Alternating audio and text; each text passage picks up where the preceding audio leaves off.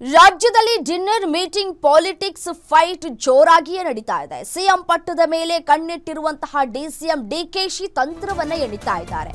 ಒಂದೇ ಕಲ್ನಲ್ಲಿ ಎರಡು ಹಕ್ಕಿ ಹೊಡೆಯುವಂತಹ ಪ್ಲಾನ್ ಅನ್ನ ಮಾಡಿಕೊಂಡಿದ್ದಾರೆ. ಸಂಪುಟ ಸರ್ಜರಿ ಆಗಬೇಕು ಅಂತ ಹೇಳಿದ್ದಂತಹ ಡಿಕೆ ಶಿವಕುಮಾರ್ ಯೂಟರ್ನ್ ಅನ್ನ ತೆಗೆದುಕೊಂಡಿದ್ದಾರೆ. ಸದ್ಯಕ್ಕೆ ಯಾವುದೇ ಬದಲಾವಣೆ ಇಲ್ಲ ಅಂತ ಹೇಳಿ ಡಿಕೆ ಶಿವಕುಮಾರ್ ಅವರು ಹೇಳ್ತಾ ಇದ್ದಾರೆ. ಸೊ ಡಿಕೆಶಿ ಅವರ ನಡೆಯ ಹಿಂದಿದೆ ಅದೊಂದು ಮಾಸ್ಟರ್ ಪ್ಲಾನ್ ಅಂತ ಕೂಡ ಹೇಳಲಾಗ್ತಾ ಇದೆ. ಕೆಪಿಸಿಸಿ ಅಧ್ಯಕ್ಷರು ಆಗಿರುವಂತಹ ಡಿಸಿಎಂ ಹೊಸ ಲೆಕ್ಕಾಚಾರವಾದರೂ ಏನು ಅನ್ನುವಂತಹ ಪ್ರಶ್ನೆ ಈಗ ಕಾಡ್ತಾ ಇದೆ.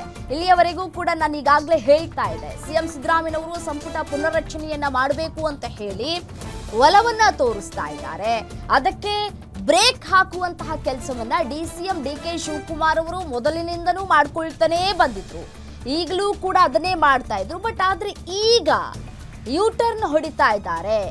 ಸಿಎಂ ಏನು ನಿರ್ಧಾರವನ್ನ ತೆಗೆದುಕೊಳ್ತಾ ಇದ್ದಾರೋ ಅದಕ್ಕೂ ನಾನು ಜೈ ಅಂತ ಹೇಳಿ ಡಿಸಿಎಂ ಅವರು ಹೇಳ್ತಾ ಇದ್ದಾರೆ. ಸೊ ಸಹಜವಾಗಿಯೇ ಕುತೂಹಲಕ್ಕೆ ಕಾರಣವಾಗ್ತಾ ಇದೆ. ಎಲ್ಲವೂ ಕೂಡ ತೆರೆಮರೆಯಲ್ಲಿ ನಡೀತಾ ಇರುವಂತಹ ಆಟ ಅನ್ನೋದು ಗೊತ್ತಾಗ್ತಾ ಇದೆ. ಒಂದ್ ಕಡೆ ಈ ಒಂದು ದಾಳವನ್ನ ಉರುಳಿಸೋದಕ್ಕೆ ಮುಂದಾಗ್ತಾ ಇದ್ದಾರೆ